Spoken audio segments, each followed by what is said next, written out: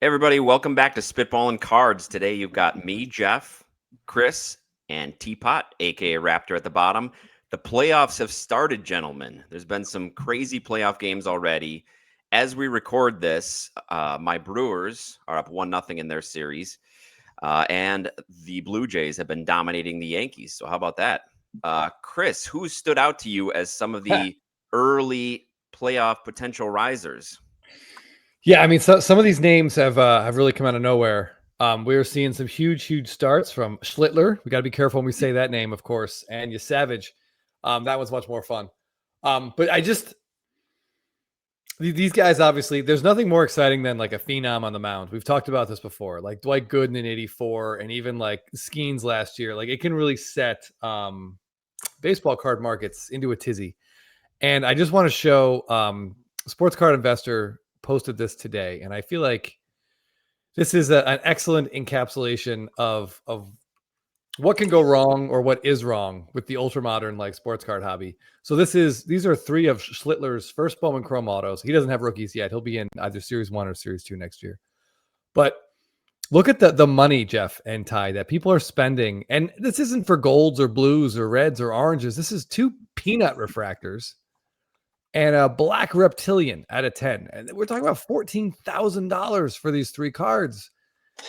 Wow. And what would they have sold for 2 weeks ago or a month ago? This is crazy. Has the hobby just become a numbers game? They see that these are out of 5 and out of 10 and they feel like they're worth that much money, even though they're not a traditional red to 5 or black or gold to 10. What's the deal? Yeah, I don't want to attack a particular fan base. I think all fan bases are at the heart very emotional and quick to react, and perhaps not super intelligent when things go really great or when things go really poorly. But these 3 buys have got to be like casual baseball card collectors who are big Yankee fans. I don't know, Ty. What do you think about these cards? There's definitely a Yankee effect on there for sure. I can't wrap my head around who makes these moves when this happens. There can only be so many like new people doing this, right? Like this is it somebody who's like, oh, I can scoop this immediately on eBay, and then I know a buyer, I know a big deep pocketed Yankees fan. Like I suppose it only takes a couple like that, and I always assume there are way more people out there like just sort of hiding at home with collections than like posting on Instagram or active. But it still just makes you scratch your head, especially when you see the price tags. Like you said, these aren't even the like noteworthy parallels. These are just, we all feel the same way about the peanuts and I think the reptilians and things like that. And like just looking at Skubal's stuff, his red sapphire and his true red Bowman Chroma autos sold this summer for $8,000 and $97.50 respectively. I mean, for a guy that's poised to win his second Cy Young award and has kind of done it, and that's on his red, not these ones. These guys give you one good game. Have we learned nothing? Sorry, Jeff, but like Jacob Mizorowski came out hot. Yep. And cooled off quickly. So Cam Schlittler and Yesavage had their respective. So Schlittler's just out there throwing gas over and over again. And Yesavage has got that filthy splitter and slider of this fastball that, I mean, I don't know. We'll see, but it's one overreactive outing in the playoffs, which is, if you're going to do it, that's the time to show up and get people to notice you. Yeah, a couple things. I see Golden State Collectibles responded. These are going to be $100 this time next year, which I bet they're closer to $100 than doubling their money.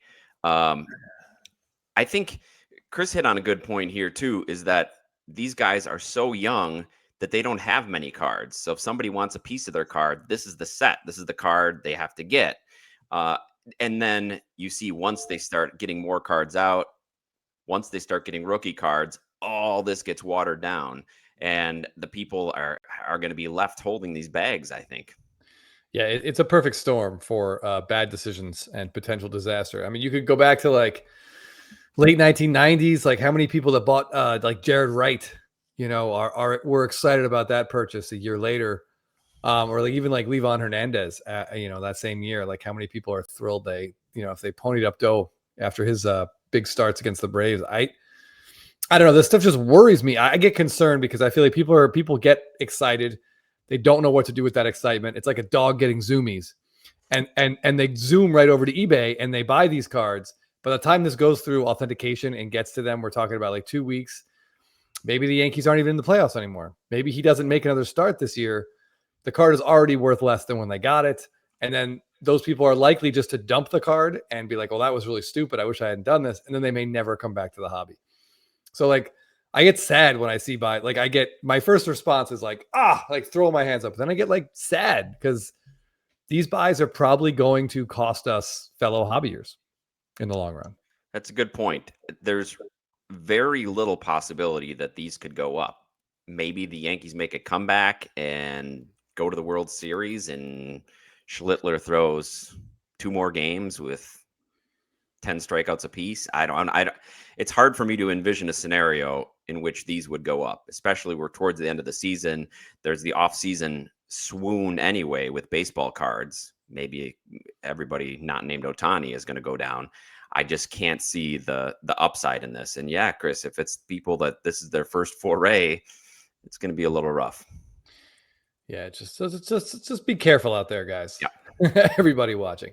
Now, I did want to mention there are 2 players, Jeff and Ty, that I think have already. It's early. We're talking about like 2 games for some of these players, but a couple guys look really, really interesting and exciting. And those are, I'm sorry to say this, Ty, Julio Rodriguez is one.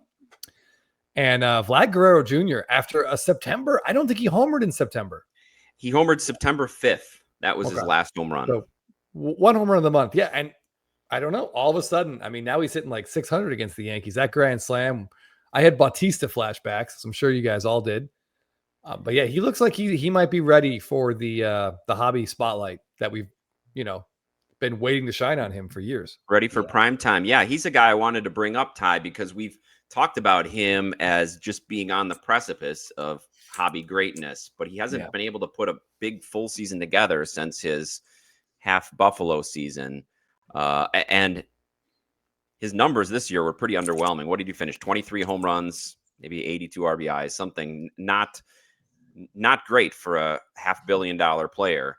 But will the playoffs bring more attention to him, Ty? What does your stats say? Well, we talked about Vladdy, a couple months ago? Was it a Patreon episode that we did where we talked about Vladdy?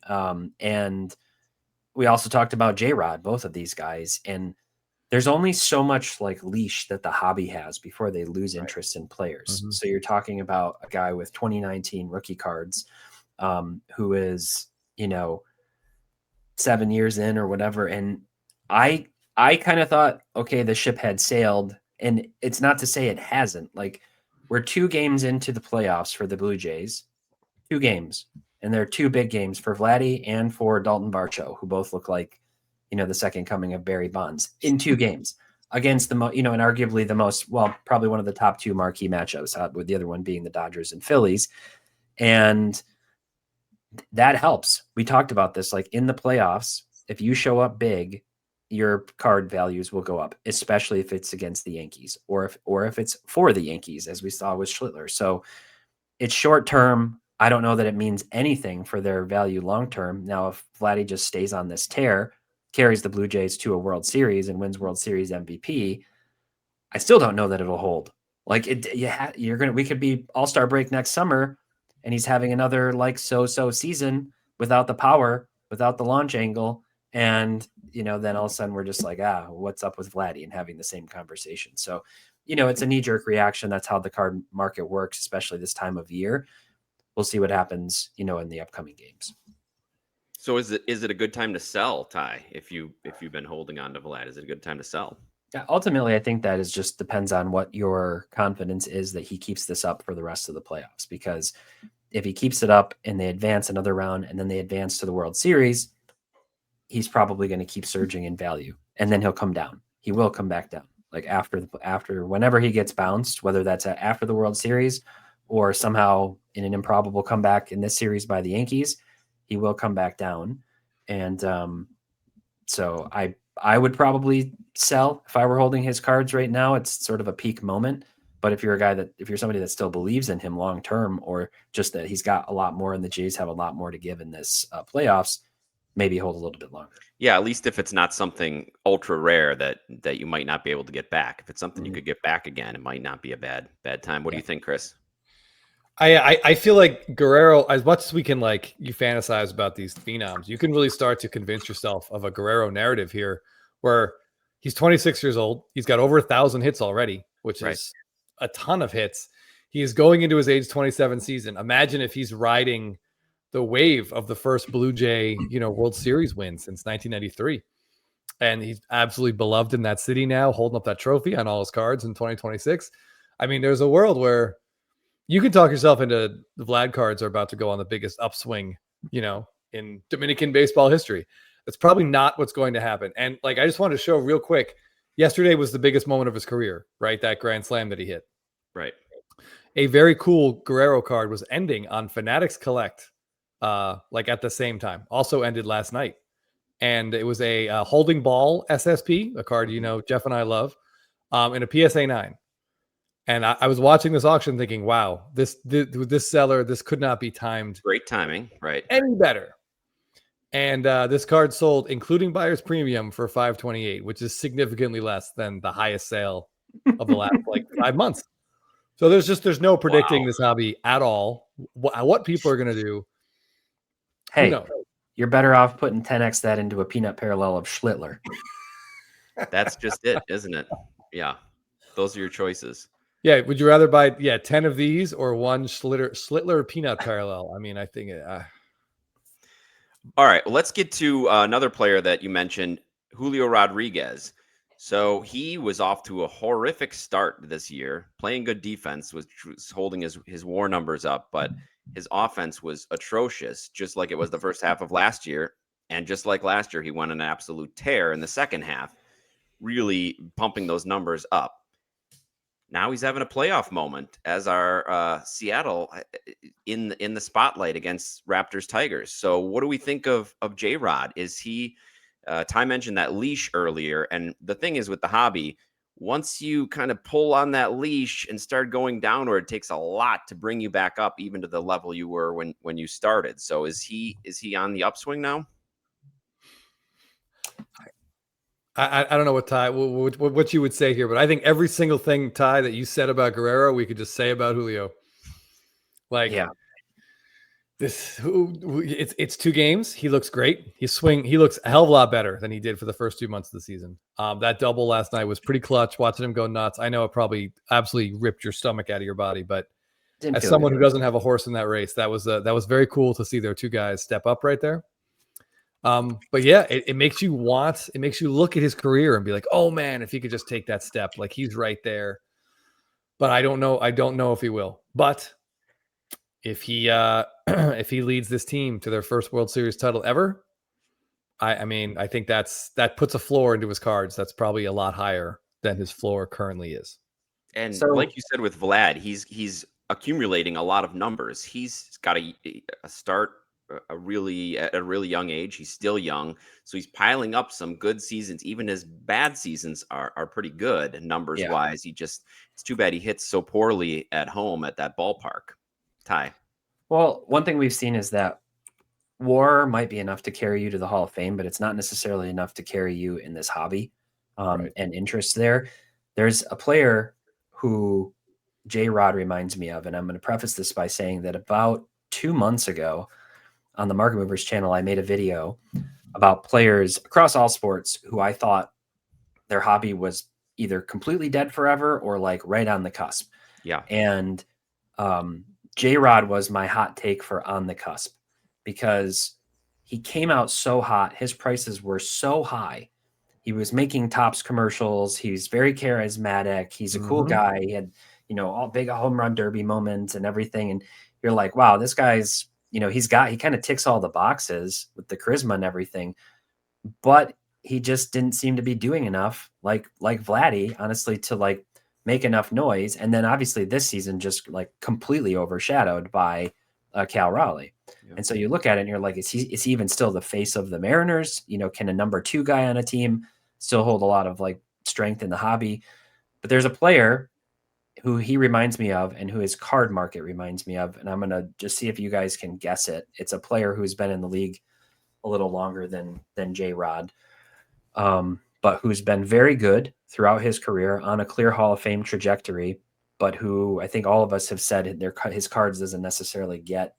And it's not J-Ram. It's another player. Hope it's not Kyle Tucker. High war player. Oh, that sounds like Manny Machado. Not Manny. There's another one I'm thinking of, and it's Francisco Lindor. Okay. And if you look at their first 4 seasons, these numbers are pretty dang close all around. I mean, including good WAR numbers for a first 4 seasons in Major League Baseball. But like, if you go to J-Rod, he had a 32 home run season quietly, like quietly, like nobody really 30-30. Yeah. 30-30. And like, I don't think anybody really noticed 128 OPS plus 6.8 WAR. This is a very, very good season. That's his career high in Baseball Reference WAR.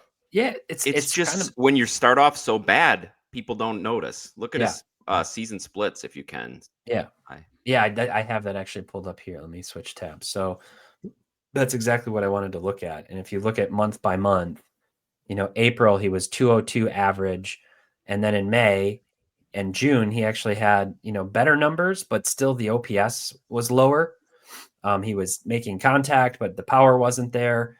And then all of a sudden he turns it on, goes 808 OPS, 944, 899 to close out the season in July, August, and September. So if we go, where's the pre and post All-Star break? Got to be on here somewhere. Thought it'd be higher up. Maybe they don't show it on ESPN. They just show by month, it looks like. But yeah, he obviously turned it on the last few months. So did the Mariners. They've been very good. Strikeouts down at the end of the year. Contact up, OPS up. Yep. Yeah, and that goes again to what we were talking about before. You have everybody's attention in April and May. March, April, May. All the teams are still in it. Every player could be an MVP. Menu has something for the and spice now carriers, it's like the spice lovers, and the full-fledged certified spice. I don't know, I guess. And then once you sort of fall out of that spotlight, it's really tough to get it back. And I'm sure that, as you said, being in the shadow of maybe the best offensive catching season ever didn't help. Yeah, he had the home run in the loss in game 1. If he had hit one or both of those home runs last night instead of Polanco off of Skubal, I think the narrative is set, there. He obviously had the big hit late to win it for them, which, certainly helps. But I don't know. It's interesting. Like, what other players, have another player who's better on the same team and still hold their own outside of the Dodgers, in terms of the card market. Yeah, and if they'll continue to be like what I know that you guys talked about this a lot with the big dumper last week about what can he do to keep those values up? Will he slide back down if he has a 6 WAR season? Will he become the catching face of the generation? Who knows? There's a lot to be said. Or does J-Rod take that mantle back next year? He's got all the tools. I mean, J-Rod does. That's very obvious. And, if he gets to that 40 home run power, I think he starts just catching more eyes. It sounds almost silly to say that 8 more home runs over 162 games, makes that big of a difference. But for a player like him, I think it does. Yeah. I mean, the American League is so wide open. You look at those 2 guys, Guerrero and Julio, and it's like, if they can get out of this round, one of them will get into the World Series, and that person will probably see a very nice, if only short-term, hobby bump. Yeah. Good point. Switching to a veteran pitcher that Teapot briefly mentioned earlier, Tarik Skubal looked pretty dominant in his performances so far. Is that helping his cards? He's almost being outpriced by Cam Schlittler. Is there a place for Tarik Skubal collectors? I don't know. Maybe if only those peanut parallels existed for Skubal, but unfortunately he doesn't have one. Yeah. No, he's pretty much flat. He's pretty much flat. He's the only guy who's pitched twice and dominated twice. I mean, he almost got handed a bad luck loss there, but I mean, those are 2 extremely impressive, very, very, very, very dominant outings. being flat, does that just show that the hobby's not ready to embrace a dominant pitcher unless they're Paul Skeens? I think so. I really think so. Yeah, unless it's Paul Skeens or unless it's somebody retiring like Kershaw. You know, it's he's seen a lot of price appreciation over the last 2 years, and even over the last year. He's up 50% across all of his cards. Many of his most notable cards are up significantly more than that. And Well, that's good. I think people just kind of wait. You know, I will say this about Skubal, and you know, there's speculation too that like once the end of his contract is up and he's in arbitration next year, that, you know, if he goes to a big market team, continues to dominate and goes to a big market team, that could be the next thing necessary for his card prices to go up significantly. Detroit fans love him, and Detroit fans do have a lot of diehard collectors, but obviously the market isn't anywhere near what it is for Yankees or, you know, some of the other big market teams. So if he were to sign and go to some of those teams, I think his Bowman prospects and some of his notable rookies would see an even higher ceiling potentially, just with more demand and more market for them.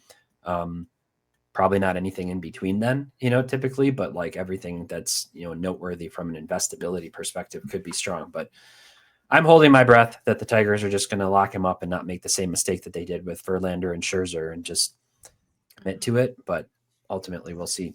I hope they do. I hope he's a lifetime Tiger.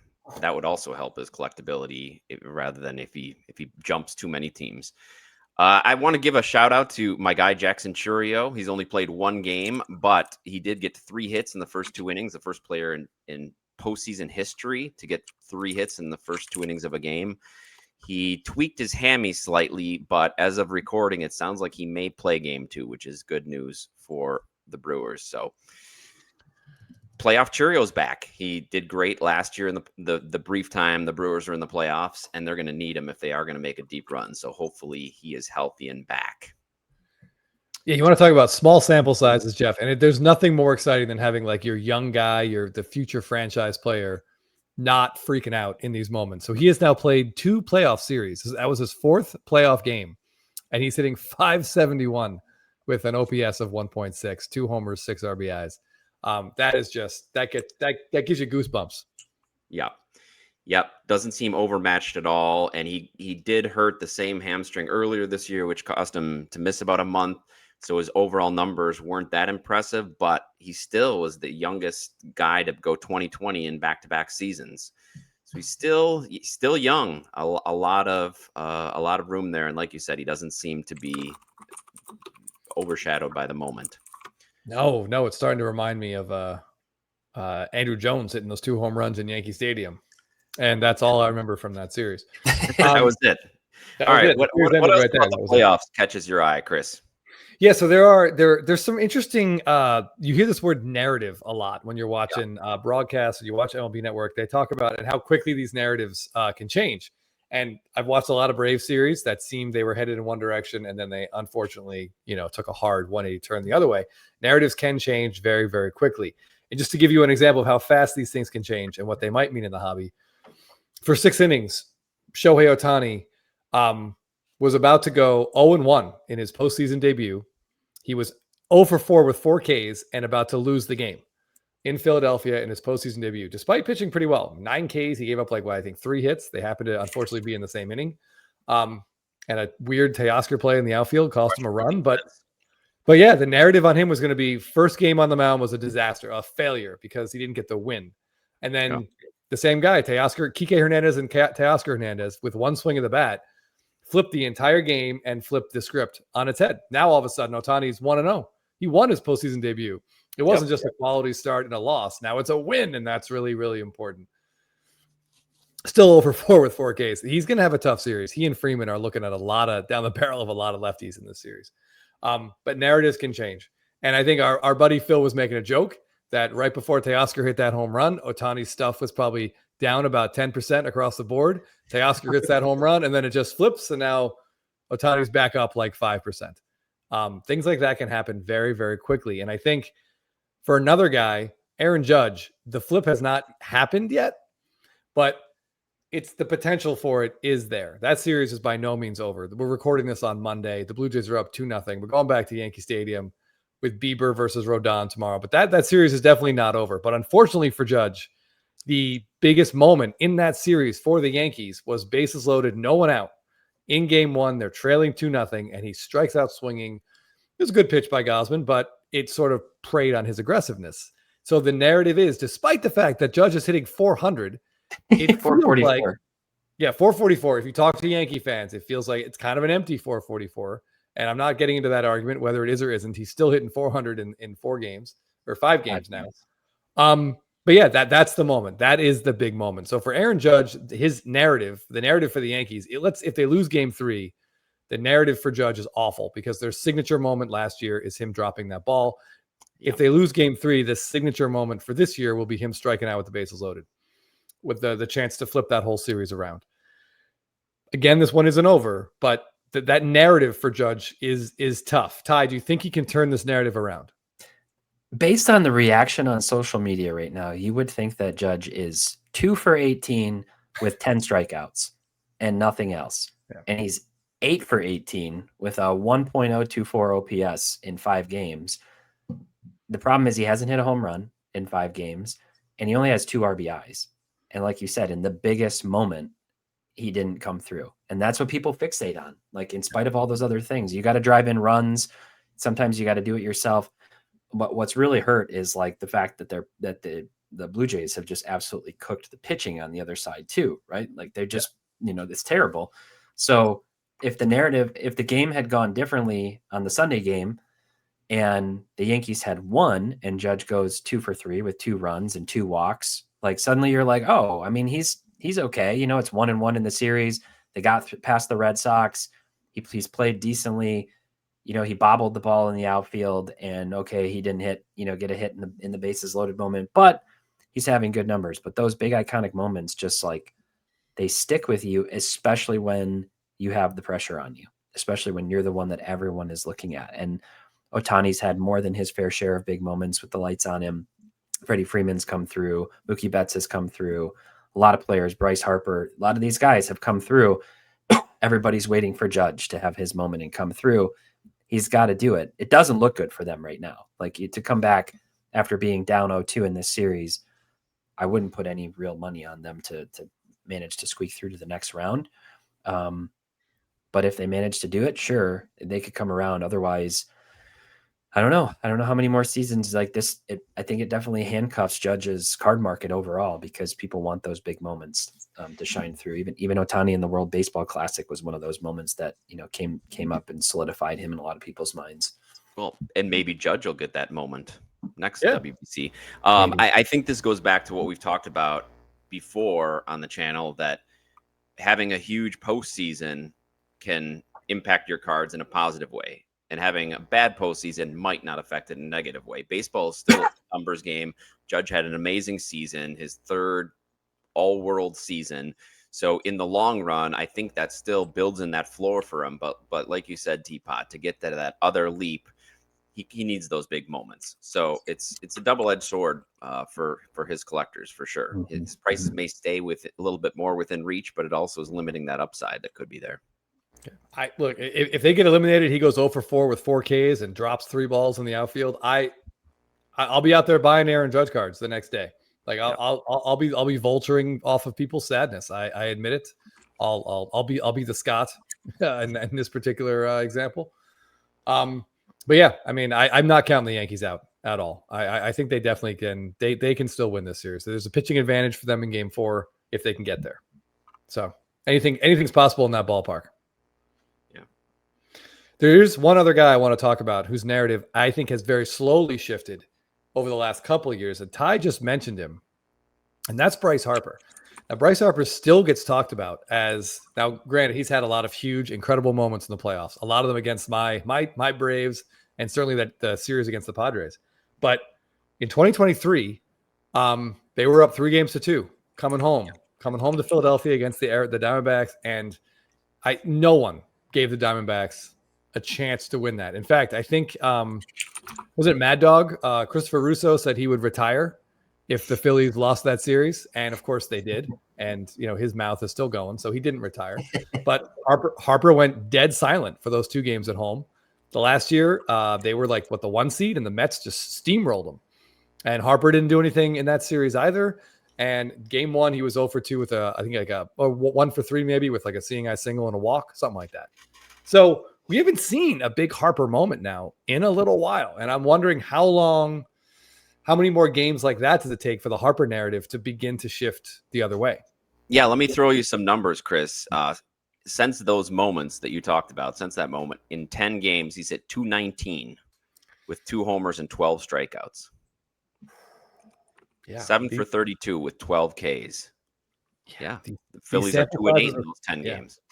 The sample sizes are small, and things can shift real quick. And it's that's just really interesting because, I mean, the Phillies have been good. And when you see this team, they're trotting out there right now. They had a great record. Missing Wheeler really hurts them. And the bottom of their lineup, I mean, it's not great. It's not great. So when they're not getting anything from the top of their lineup, Schwarber and Turner. Yeah. So just, I don't know what the conclusion we're drawing here. It just feels like all these postseasons are such small sample sizes. Try not to overreact. Try not to spend $5,000 on a peanut refractor if you can possibly help it. That's great. Any other parting words of wisdom, Ty?